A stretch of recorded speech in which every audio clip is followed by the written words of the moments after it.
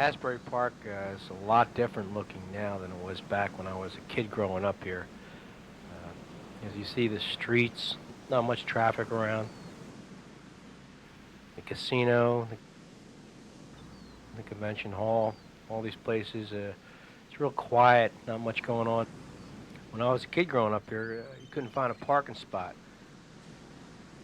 The palace had the only Ferris wheel in town, way up in the sky, all lit up, and it really went up pretty high. I'm not sure how many feet. It must have been 100 and something feet up in the air.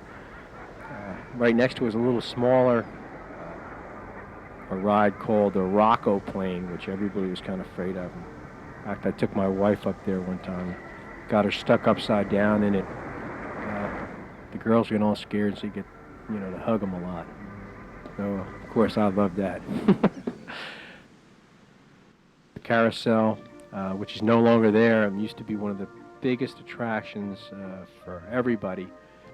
I remember as a kid, there was particular ones that I wanted. The black one was a great one. I went up and down. The looks were just so beautiful.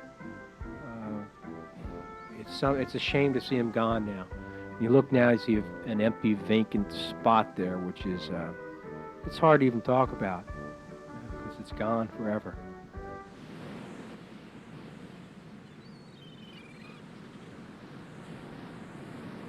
In the casino was an ice skating rink. They did in the wintertime. They used to flood the area where they'd have concerts and whatnot in the summertime, and in the winter they'd fill with ice and have an ice skating rink out there. And also they had a lot of games, and one thing that was real big with the guys was pinball machines. Everybody was back then a pinball wizard. Everybody wanted to play. You could play a pinball game for a nickel back then, or 5 games for a quarter.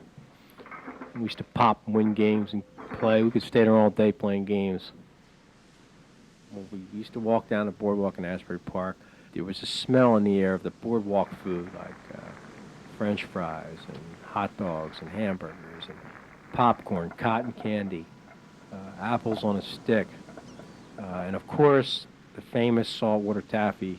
If you've never been to Asbury Park, might never have tasted the great saltwater taffy, which is so good.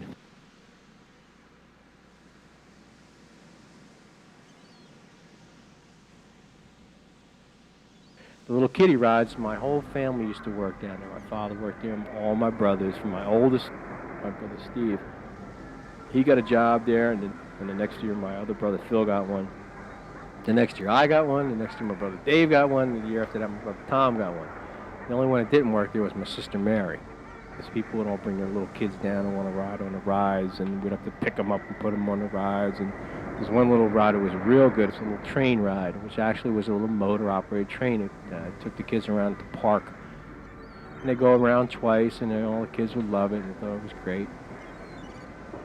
Everybody in the summer came down from all over. Had summer homes there. We had a lot of summer friends that just came down every season for the summer. We became real good friends and hung out together. Had a real good time. Everybody couldn't wait to get out of school because of the great summers that we used to have in Asbury Park. We couldn't wait to get out and all, really raise a lot of hell in the summertime. We used to call this area around Kingsley Avenue and Ocean Avenue the circuit. And it used to be jammed, packed with cars, a lot of teenagers and hot rods and whatnot. We'd line up next to each other, side by side, and race from one block to the next.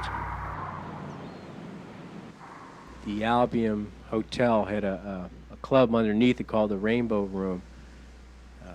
And I remember seeing a real hot show down there at the time. Joey D and the Starlighters did a great concert there. They had a hit called the Peppermint Twist. They had miniature golf. Back when I was a kid, I didn't play it too much because I thought golf was for old people. But now, I guess I am old now. I play it all the time, maybe 2 or 3 times a week now. You tend to forget about these things as one thing diminishes, one thing goes away at a time, and pretty soon it's turned into something that nobody even wants to come down to see anymore. There's nothing here to see. Everything's closed up. Hardly any businesses. Kind of disheartening. to see all this happen. Inside the convention hall, of course, they had a convention center, which we had saw the concerts of our favorite groups back then. The Beach Boys were big. We used to see them there. And the Four Seasons, another big group. And the city was so packed and jammed with a lot of people, a lot of hometown people. And they had a movie theater, an old movie theater called the Paramount Theater, which is still open today.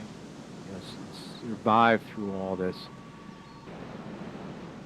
Right now there's a jetty that's built across the front of Convention Hall, which never used to be there.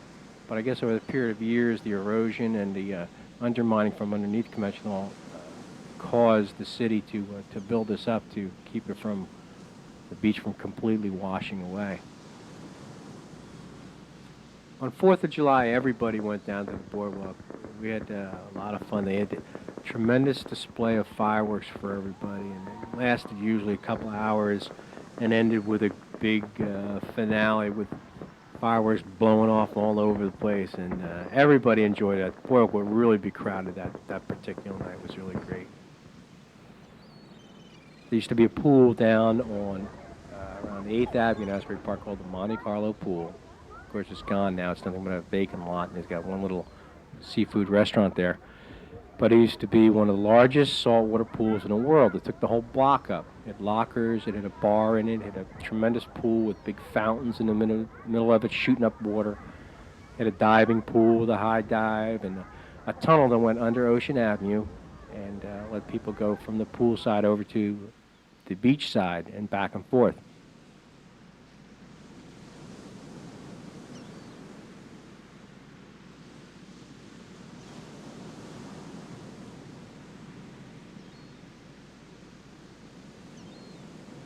Asbury's about a mile square, just about a mile square, they say. And a lot of things happen inside that square mile. A lot of good things. And it's hard to look back for anybody today to look at it and say how good it could ever have possibly been, because you cannot imagine how great it was.